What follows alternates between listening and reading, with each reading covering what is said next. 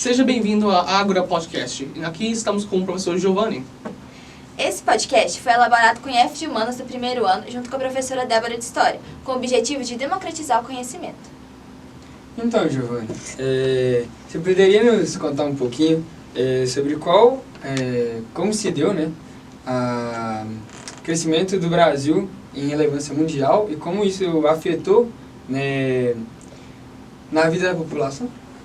Sim. Primeiro, é importante a gente pontuar o papel do Brasil no cenário atual. E depois a gente fazer uma avaliação de qual foi a evolução do Brasil ao longo dos últimos 40, 50 anos. O Brasil hoje, ele está entre as 10 maiores economias do mundo. Esse papel do Brasil começou a se tornar muito relevante nos últimos 30 anos. E é interessante que vocês tenham em mente em que momento e com qual atividade econômica o Brasil se tornou um país relevante. Vocês parem para pensar, né? O Brasil no cenário internacional, ele tem um destaque em qual atividade econômica? O Brasil é um país extremamente forte no setor primário da economia. O setor primário é o setor de mineração, é o setor de agricultura e o setor de pecuária. E o Brasil passou a ter uma enorme importância dos anos 80 para cá. Hoje ele é entendido como o país mais importante no cenário de exportação de commodities, soja, milho, é um grande exportador de carne. E a sua pergunta foi, qual é o reflexo disso para a vida da população? Se um país cresce economicamente, o reflexo disso vai ser, obviamente, na geração de empregos dentro do país, né? Quanto mais brasileiros empregados, quanto mais pessoas com renda, melhor isso para a qualidade de vida da população, melhor isso para o consumo interno dentro do país. Então, o reflexo natural disso é uma melhoria na qualidade de vida da população. Claro que a gente não pode deixar de lembrar que, apesar de todo esse crescimento do Brasil, somos ainda um país com uma enorme desigualdade de renda, correto? Então, os desafios do Brasil são muito maiores do que simplesmente crescer economicamente. Legal? É essa a minha visão. Sim, e uma coisa que eu até estava vendo aqui rapidinho, quando você estava conversando, uma coisa bem interessante, né? Discutia o que o Brasil precisa, né, para tornar-se uma potência mundial, né? Mundial, perfeito. Porque eu lembro que um tempinho atrás você até falou que o Brasil é uma potência no nível regional, mas nunca Perfeito. Mundial. Então, o que você acha que o Brasil precisa para ser uma potência mundial? Legal. O que você acha? Primeiro, e você esclareceu isso muito bem. Quando alunos me perguntam se o Brasil é uma potência, e eu digo que sim, os alunos estranham. Por quê? Porque, obviamente, não estamos no mesmo nível de importância de outros países.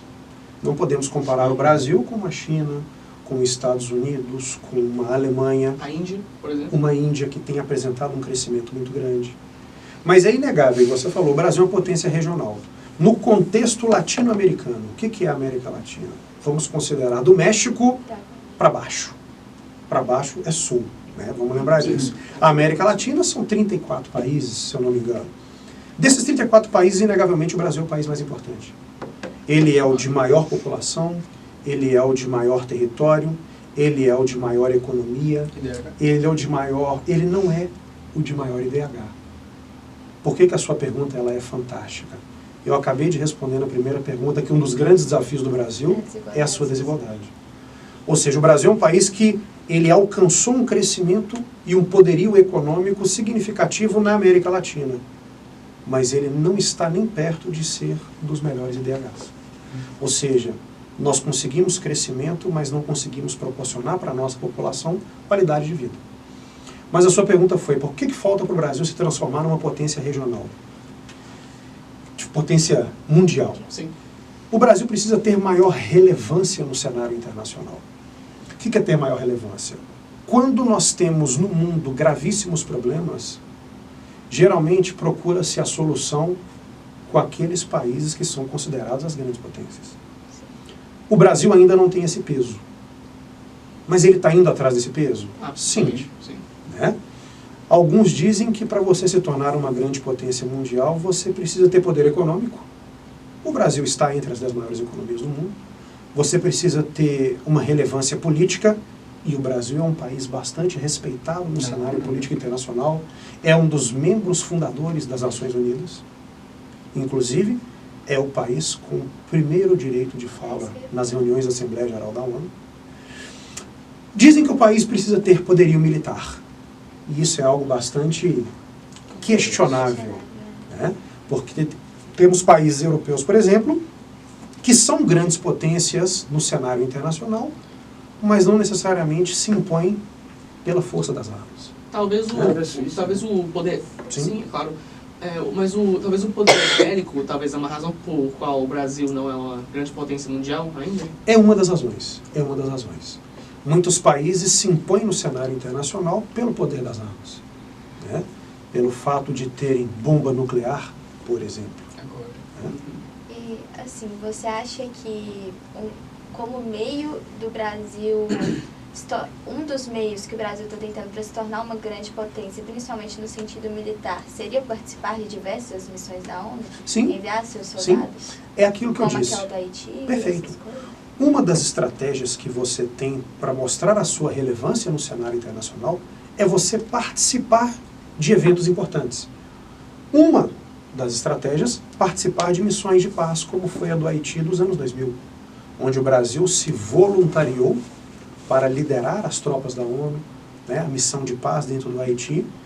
E apesar de todos os problemas, né, presentes no Haiti, a missão de paz, a missão de estabilização do Haiti foi considerada até bem sucedida.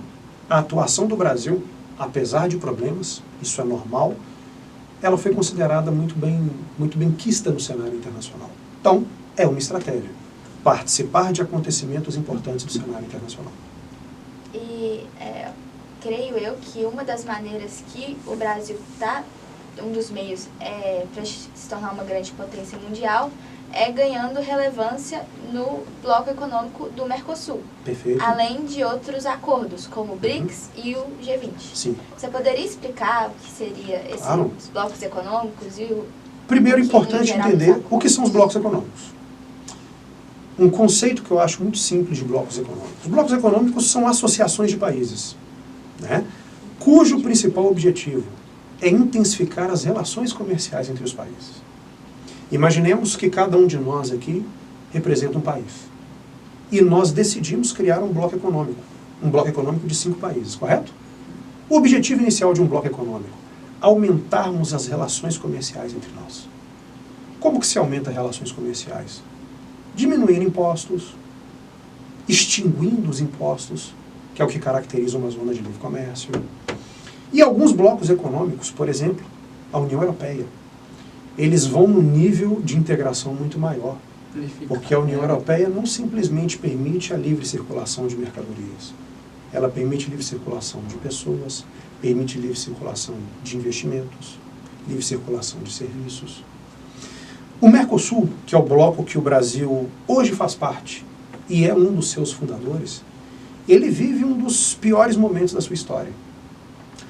É um bloco onde o Brasil visivelmente é a grande potência, mas que não é muito difícil se tornar uma grande potência dentro do Mercosul. Estamos falando de Argentina, com problemas econômicos gravíssimos. Estamos falando do Paraguai, que é um país economicamente muito mais fraco. O Uruguai, que é um país muito pequeno territorialmente, população muito pequena. Temos a Venezuela, que está suspensa do bloco e também vive uma crise política, econômica e social. Então, o Mercosul hoje, ele não é o melhor caminho. Ele é um bloco econômico que o Brasil tem um enorme destaque, mas um destaque em um cenário de países extremamente problemáticos. Dentro desse contexto, o Brasil tem buscado novas alternativas. Uma delas, que é o BRICS. BRICS, para quem não sabe, é uma siglazinha, né? Que representa Brasil, Rússia, Índia, China e o S veio depois a África do Sul. Muita gente confunde, entende o BRICS como um bloco econômico e ele não é um bloco. É uma associação informal, um agrupamento informal de países, né? Qual é o objetivo dele? Que esses países se aproximem economicamente. Por que esses países resolveram fazer isso? No comecinho dos anos 2000, um estudo divulgado por um banco americano chamado Goldman Sachs apontou que Brasil, Rússia, Índia e China seriam as maiores economias do mundo no meio do século XXI. E, obviamente, tratava-se de uma previsão muito positiva para esses países. Então, eles resolveram se aproximar, firmar acordos comerciais, firmar acordos políticos. E isso causou uma grande reviravolta no cenário internacional. O BRICS hoje é responsável por grande parte do crescimento econômico do mundo. E o G20, o que seria esse acordo? O G20, esse G, o que quer dizer o G do G20? São os grandes 20. O G20 é um grupinho formado pelas 20 maiores economias do mundo. De tempos em tempos, o G20 ele se reúne para debater questões importantes do cenário internacional. Questões econômicas, questões políticas, questões sociais também. E o Brasil, no conjunto dos países em desenvolvimento, ele é considerado um dos mais importantes dentro do G20. Ou seja, voltemos à nossa primeira pergunta. O Brasil é um país importante no cenário internacional? Sim. Mas não é uma grande potência. Mas ainda não é uma grande potência. Ok? Você estava falando aí que o Brasil assim, é referência, né, no Mercosul. Sim. E eu queria saber qual a importância assim, do Brasil nos BRICS e tipo, o que é isso, essa relevância dele nesses blocos, né, e nesses acordos, muda a visão dele no cenário geral, assim, mundial. Geral. Bom, a primeira grande consequência que eu vejo do Brasil dentro do BRICS. Dentro do BRICS a gente tem o Brasil, temos a Rússia, temos a Índia e a China. Vamos colocar a África do Sul também, mas a África do Sul ela acabou entrando nesse grupo muito mais por acordos políticos e por proximidade com os outros governantes no comecinho dos anos 2010. É inegável que desses países do BRICS, os mais importantes são China e Índia. A China, como a segunda maior economia do mundo, a Índia, no momento, se não me engano, a quinta economia do mundo, em um processo de crescimento muito grande. O Brasil, economicamente, é mais forte que a Rússia. Porém, apresenta taxas de crescimento menores que da Rússia. O Brasil, ele tem dificuldades dentro do BRICS. E não são dificuldades por causa dos BRICS, são dificuldades internas do país. Nós temos problemas no Brasil, que são problemas que têm dificultado o nosso crescimento econômico dentro, por exemplo, do cenário dos BRICS. Nós temos problemas de infraestrutura de transportes. Nós temos uma carga tributária que ela é considerada alta, ela é considerada complexa.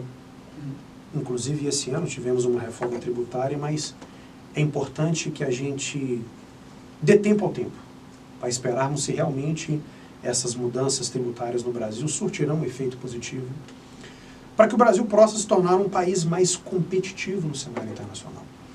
No momento, somos competitivos apenas no setor agrícola, somos competitivos na mineração, somos competitivos na pecuária. E o BRICS, ele trouxe para a gente algo interessante, uma mudança na geopolítica do Brasil.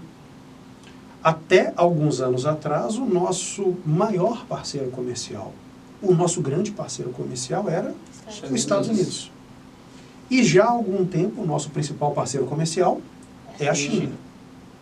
E o fato de sermos, obviamente, um grande parceiro comercial da China, isso traz reflexos na política. O Brasil tem se aproximado muito da China.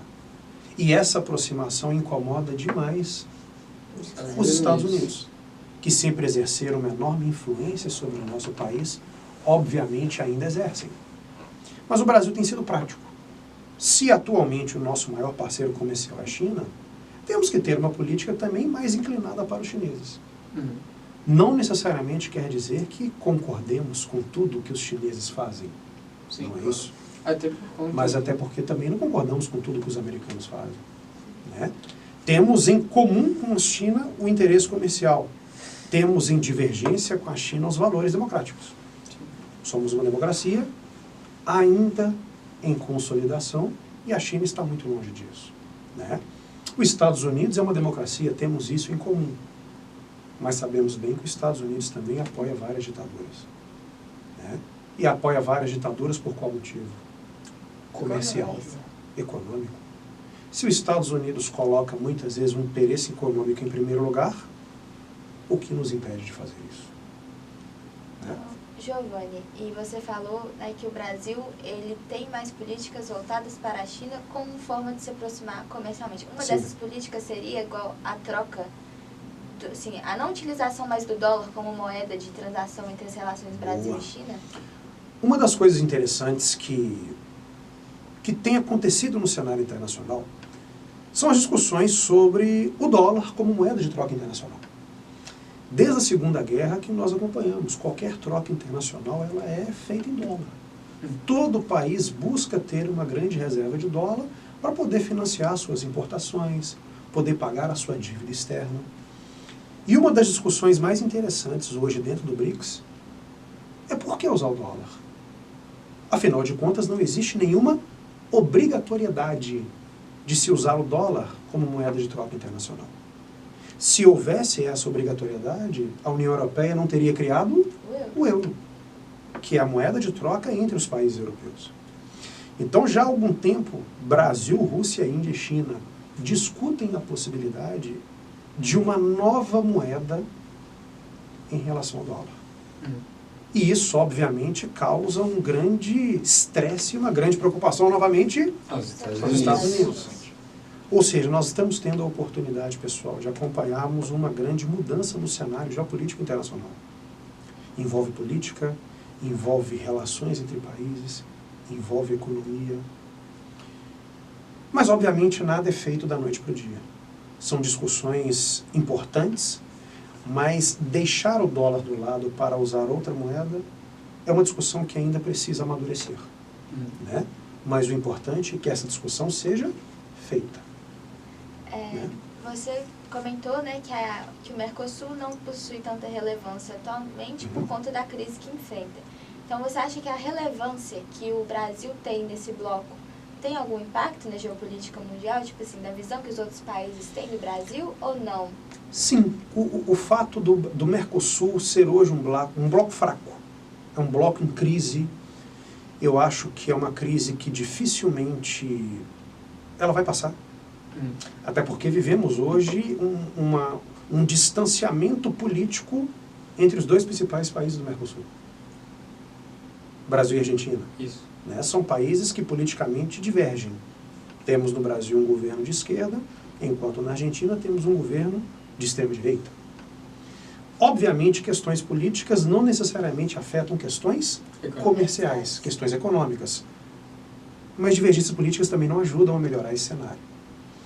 O fato do Brasil estar num bloco econômico fraco melhora a imagem do Brasil? Se não melhora, eu entendo que pelo menos não prejudica. Não prejudica. É importante que o Brasil tenha, sim, boas relações com a sua vizinhança. Se você dificilmente terá boas relações a nível mundial, se você não as tem em nível regional. E, de certa forma, o Mercosul é uma forma de manter boas relações com os vizinhos. É essa a ideia. Giovanni, quais são os impactos e a importância desses blocos e grupos? Os blocos econômicos no mundo hoje, eles são grandes fomentadores da economia. Antigamente, os países eles buscavam por sua própria conta comercializar. Né? Todo país buscando exportar mais do que importar, né? Buscando uma balança comercial positiva, um superávit comercial. E os blocos econômicos eles foram entendidos como estratégia para alavancar isso. Novamente, a ideia de um bloco econômico é você intensificar as relações entre os seus membros. Né? Então, por exemplo, o maior bloco econômico do mundo hoje, em importância e relevância, a União Europeia. A União Europeia é um mercado de consumo extremamente interessante. São 27 países, países industrializados, outros menos industrializados, alguns mais fortes na agricultura, outros não, mas o mercado europeu é um mercado extremamente significativo. E os europeus comercializam muito entre eles mesmos. Isso é muito interessante. O mercado europeu é tão interessante que, não sei se vocês sabem, já tem algum tempo que a União Europeia e o Mercosul estão ensaiando um acordo comercial. Né? A possibilidade de uma zona de livre comércio entre eles. E um ponto interessante, Na Europa, nós temos um grupinho de países, um setor específico da economia muito preocupado com esse acordo com o Mercosul. A Rússia. O setor agrícola. Por que o setor agrícola europeu está preocupado com um acordo com o Por Mercosul? causa do Brasil. Por causa do Brasil. Trocas. Exatamente. O setor agrícola brasileiro é muito mais competitivo que o setor agrícola europeu. Da mesma forma que aqui no Brasil, quem está preocupado com essa possibilidade? A indústria brasileira. A indústria europeia é muito mais forte que a indústria brasileira. Então, os blocos econômicos, eles têm a sua importância, né? E são vistos hoje como uma grande estratégia de crescimento para os países. Né? Giovanni, voltando um pouco ao que foi citado anteriormente sobre os BRICS, você acha que com a entrada dos novos países, né, Uhum. que aconteceu ano passado, se não me Sim. engano, vai ter algum impacto na imagem do Brasil por si só para o mundo ou não? Eu não diria apenas para a imagem do Brasil. Você falou bem, no ano passado nós tivemos alguns países sendo convidados a participarem do BRICS e outros fortes candidatos. Eu entendo que essa ampliação do BRICS é uma estratégia de influência. Quanto mais países você estiver dentro do BRICS, que inclusive vai ter que mudar de nome, né? BRICS mais, sei lá, o que eles estão imaginando como nome, quanto mais próximos esses países estiverem, maior a influência também das suas grandes potências. O BRICS é entendido como uma estratégia, por exemplo, chinesa, de influência. No ano passado, por exemplo, um país que foi convidado a participar do BRICS, e foi um convite polêmico, a Arábia Saudita. Por que foi considerado um convite polêmico? Não porque a Arábia Saudita seja uma ditadura, uma monarquia extremamente conservadora, mas historicamente a Arábia Saudita é uma grande aliada dos Estados Unidos. É por isso que a Arábia Saudita não entrou no final, né? No final das contas, a Arábia Saudita ainda está naquele limbo. Manter uma boa relação com os americanos é muito importante, mas por que não entrar no BRICS? Por que não participar de um grupo que visivelmente, economicamente, está crescendo? Né? E isso também seria tipo a Argentina não ter aceitado esse convite, né? Isso. Pelo Milei não querer estar no... Perfeito. No ano passado, quando o convite foi formalizado para os argentinos, as eleições argentinas ainda não haviam acontecido. O presidente argentino ainda era Alberto Fernandes. O convite à Argentina claramente teve o dedo do Brasil. Mas, obviamente, colocou o novo presidente argentino numa situação interessante. E Giovanni, eu queria saber qual que é a relação do Brasil com os países do G20, né? Que são as 20 maiores potências do mundo. Isso. Qual que seria essa relação importante? O Brasil tem uma relação ótima com os países do G20.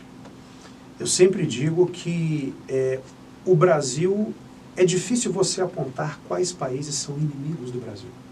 Por isso a relevância dele na ONU? Por isso a relevância dentro da ONU. O Brasil é um país que tem um histórico, isso é muito importante. Ele tem um histórico pacifista, ele tem um histórico de diálogo no cenário internacional. Então, pensem, qual país podemos considerar inimigo do Brasil? Difícil. Eu não saberia apontar. O Brasil é um país sem inimigos.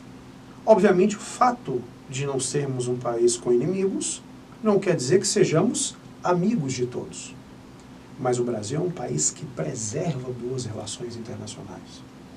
Preservar boas relações internacionais cria uma imagem positiva, perfeito? É um país de valores ligados ao diálogo. E como é um país que preserva essas boas relações, acaba sendo um país também interessante para receber investimentos. Claro que nenhum investidor estrangeiro coloca dinheiro no Brasil só porque ele é legal. Depende de vários fatores, né? Estrutura interna do país, questão tributária, mão de obra qualificada, energia. Mas o fato de termos uma imagem positiva no cenário internacional ajuda e ajuda muito. E como que essa boa imagem afetaria no dia a dia da população? Bom, eu acho que na nossa vida prática do dia a dia, o que nós como cidadãos queremos? Nós queremos uma vida tranquila. Sim. Nós queremos estudar, queremos trabalhar, queremos pagar as nossas Viajar. contas, queremos viajar, queremos divertir, queremos comer bem, queremos beber bem. Se economicamente o país vai bem, os seus cidadãos vão bem. Eles vão bem. E, obviamente, para economicamente um país ir bem, ele precisa ter um conjunto de fatores positivos, entre eles uma presença positiva no cenário internacional. Né? Fazer boas relações, ter boas amizades no cenário internacional, favorece isso. E eu acho que, como brinde, a sociedade vivendo melhor. Lembrando, para vivermos melhor, claro, precisamos diminuir as desigualdades no país. Mas é impossível diminuir as desigualdades sem um crescimento econômico. Né? Então, é essa a ideia. As perguntas acabam por aqui. Muito obrigada por aceitar, em nome de todo o grupo, por aceitar participar desse projeto. E como forma de agradecimento, a gente trouxe uma lembrancinha importada, tá? Da minha roça. Oh, Importada da minha roça. Espero que você goste. posso abrir? Pode Claro, abrir. à vontade, é Mostra, seu. mostra aí. Deixa eu só puxar aqui. É. Assim, some aqui. Não, pode, tem que puxar o tem que puxar o lacinho, tá lacinho. amarrado. Isso aí vai nós. Trouxe da minha roça, importada. Ah, Que isso, hein? Olha isso. Espero que você goste. obrigado a todos. Obrigado. Eu quero um pouco, tá? É? Eu Claro. quero um pouco. Obrigado. Foi um prazer participar. Espero ter ajudado, espero ter contribuído. Muito obrigada.